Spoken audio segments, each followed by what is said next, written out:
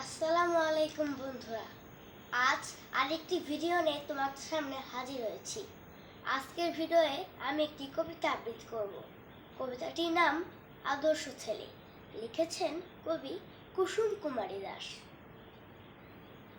আমাদের দেশে হবে সেই ছেলে কবে, কথায় না বড় হয়ে কাজে বড় হবে। মুখে হাসি, বুকে বল, তেজে ভরা মন, মানুষ হইতে হবে এই তার পণ।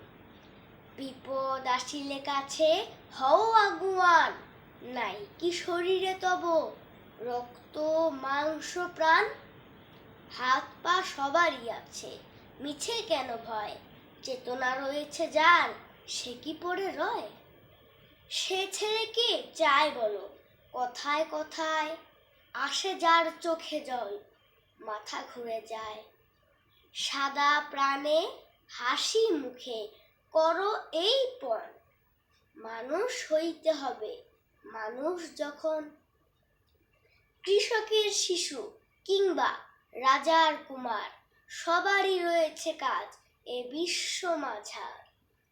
হাতে প্রাণে খাটো সবে, শক্তি করো দান, তোমরা মানুষ হলে দেশের কল্যাণ। ধন্যবাদ।